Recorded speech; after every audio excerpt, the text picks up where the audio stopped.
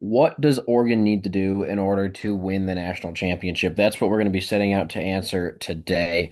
And honestly, I think it might be a few more things than a lot of people are expecting. Now, luckily for the Ducks, they have the easiest home matchup out of all four of the home teams against James Madison. This one really shouldn't have that much to talk about. Oregon's favored by around 3 touchdowns.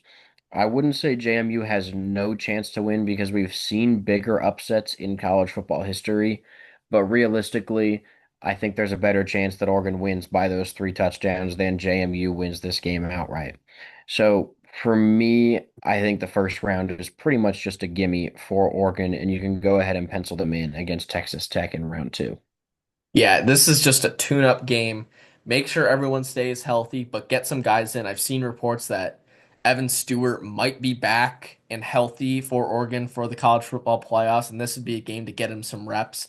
But really, no chance that James Madison will win this game.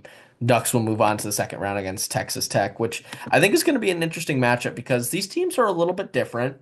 Texas Tech is led by their defense, probably the best front seven in college football, one of the best players, if not the best player in college football, in Jacob Rodriguez.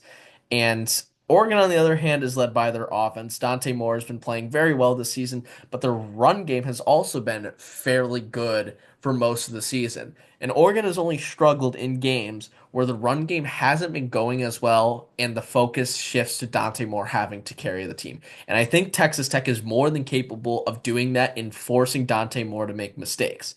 But on the opposite side, this Oregon offense is so explosive and has so many playmakers that they can and could possibly torch this Texas Tech secondary.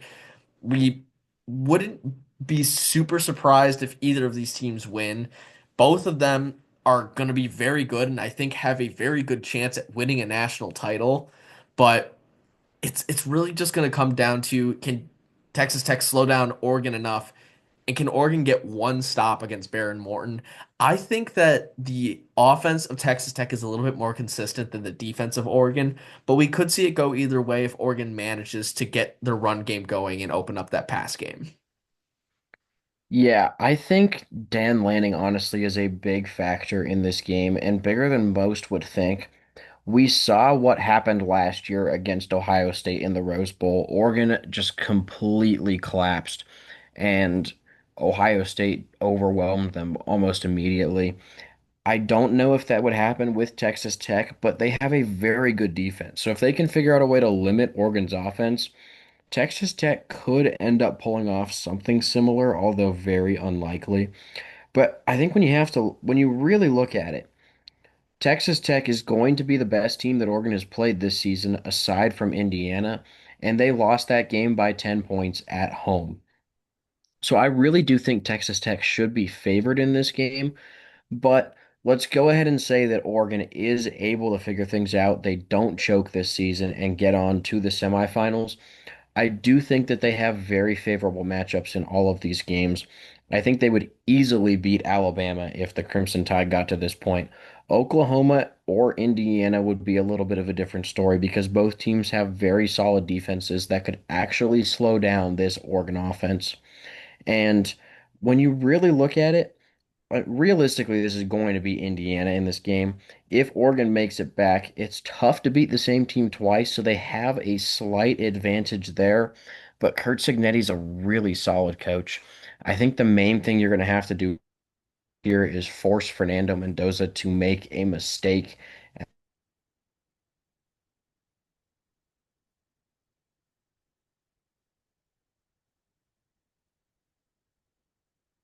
the finals and on to the national championship.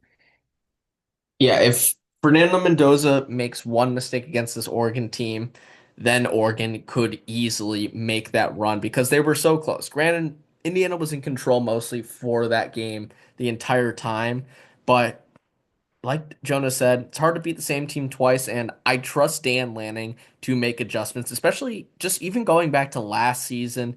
We saw them compete against Ohio State in the regular season, and then they were not ready in the postseason. I don't think Dan Lanning makes that same mistake again if they face off against Indiana.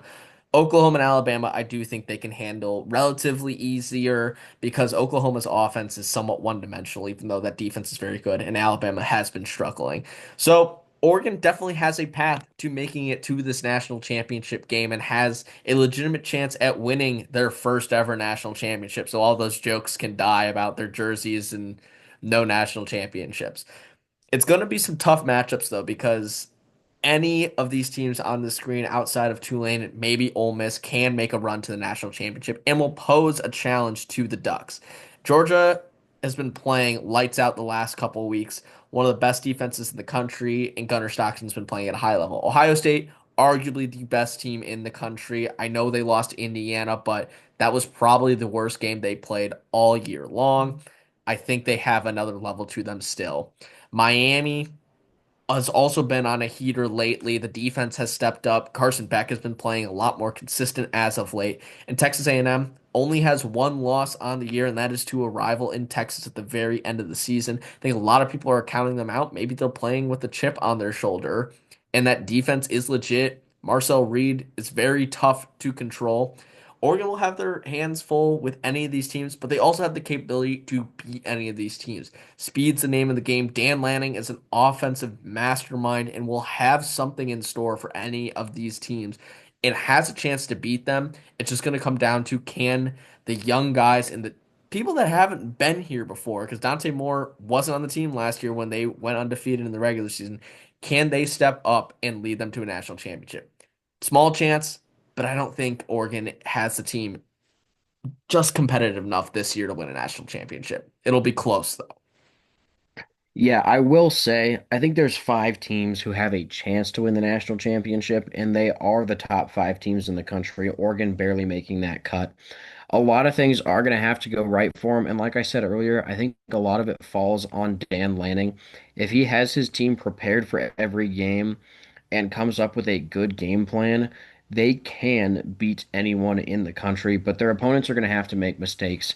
And that's not what you want to rely on when it comes to winning the national championship. You need to be the best team in college football. I don't think that that is Oregon this season. But they do have the ability, if everyone plays to their full potential, to beat any of the teams on this list. They're just going to need a few lucky breaks in order to make it happen. So a national championship is on the table for the Ducks this year. It is just not a very high possibility. So thank you guys for watching. Please make sure to like and subscribe, and we'll see you in our next video.